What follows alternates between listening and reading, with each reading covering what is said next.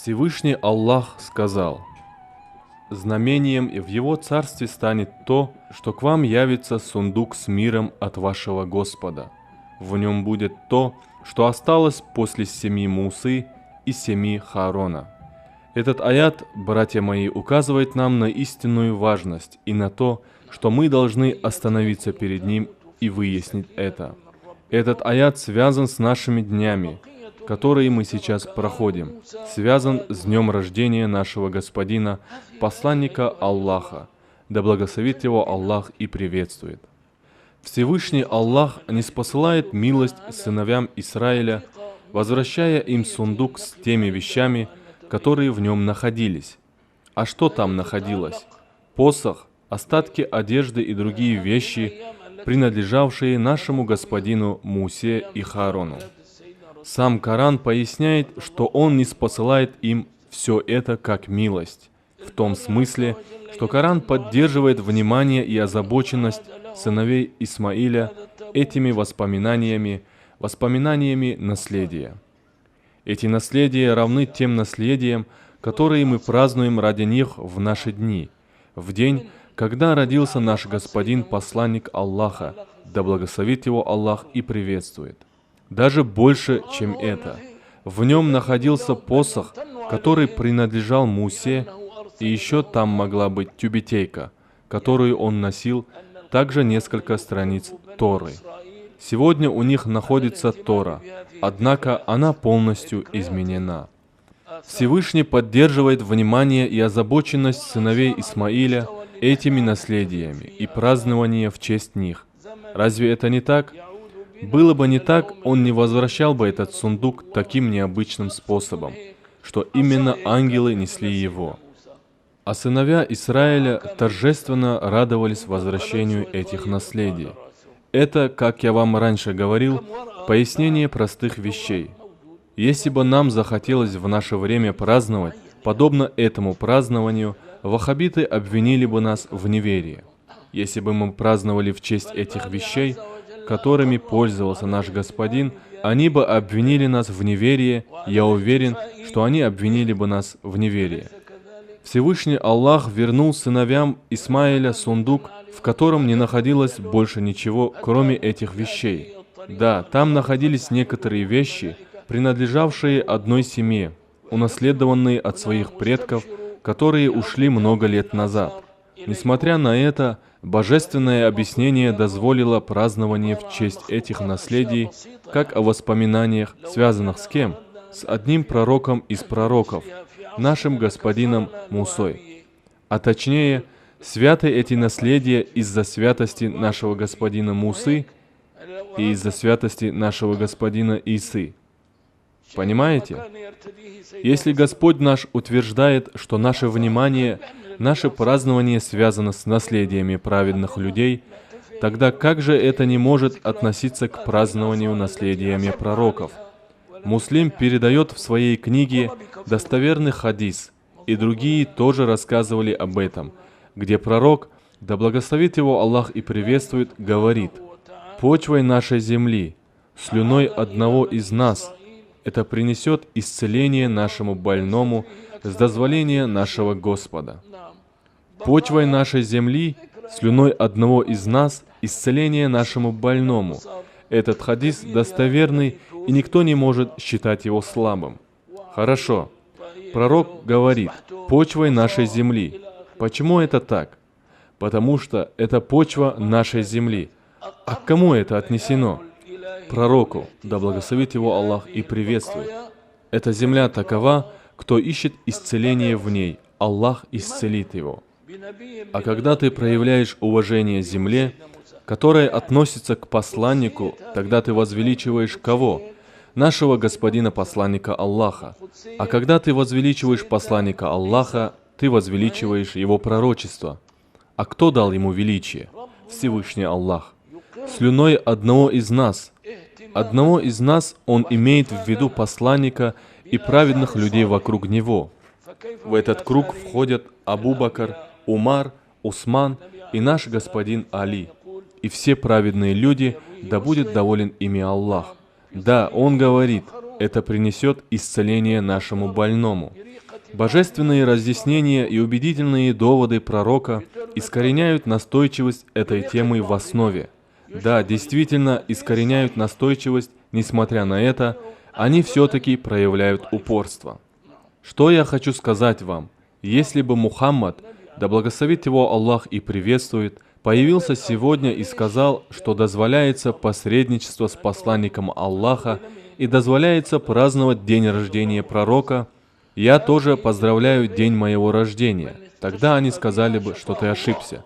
Я убежден, что они сказали бы, что ты ошибся, ты не Мухаммад. В достоверном хадисе рассказывается, как однажды пророк, да благословит его Аллах и приветствует, возвращался из одного похода. Я думаю, что это было после битвы в Табуке или где-то в другом месте. Аллах знает лучше. И когда он приблизился к Медине, они остановились в том месте, где оттуда были видны дома Медины.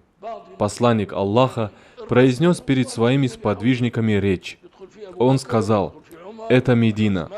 Потом повернулся в сторону Ухуда. «Это Ухуд, гора, которая любит нас и которую любим мы». Смотрите, это Ухуд, гора, которая любит нас и которую любим мы. Гора, что это такое? Она состоит из больших глыб камней и земли. Вот из чего она состоит. Тем не менее, смотрите на его лирический стих, как посланник Аллаха, да благословит его Аллах и приветствует, любезно относится к Ухуду. Откуда появилась святость Ухуда? Откуда произошла эта любовь горы к пророку и любовь пророка к горе? Смотрите, он сказал: «Гора, которая любит нас и которую любим мы». Он проявил любовь к камням. Предмет становится святым от святости другого предмета, находящегося рядом, так как он охватывает его. А там находятся мученики. В Ухуде находится Мус'аб ибн Умейр и Хамза, да будет доволен ими Аллах, и множество мучеников, павших в сражении при Ухуде. Хорошо. В таком случае святость вещей не обуславливается тем, что эта святость исходит от самой вещи. Святость вещей – это право такое, которое переходит от близко находящихся вещей, то есть находящихся по соседству. Ясно? Это истина, которую невозможно оспаривать. Земля – это само собой земля, но его ценность возрастает вместе с тем, кто находится в или на этой земле. Слюна – это тоже слюна, однако его ценность возрастает из того, кому она может принадлежать. Сегодня истина заключается в этом, когда мы восхваляем посланника, да благословит его Аллах и приветствует в Мавлиде. Каждое предложение, в котором выражается любовь к пророку, примешь ты его или нет, оно будет радостным. Сердце будет тосковать по посланнику Аллаха, да благословит его Аллах и приветствует. Это подобно добровольным действиям, это подобно окрыляющим чувствам, охватывающие любящего, хочет он этого или нет. Понятно? Однако я убежден, что если человек уверовал в Аллаха рациональным верованием, и если это рациональное верование не перешло в искреннюю любовь к посланнику Аллаха, да благословит его Аллах и приветствует, я убежден, что он не поймет нас. Радости воспоминаниями не основывается на рациональном решении. Нет, радость должна исходить из сердца, сердце должно тосковать любовью к Аллаху. К примеру, человек возвращается в свое родное место, в котором он не был много лет. Он видит свой район, свое село и знакомые строения. Он посетил свое родное село после долгих лет разлуки, увидел свой дом. И какое состояние будет у этого человека? Он будет тосковать с любовью.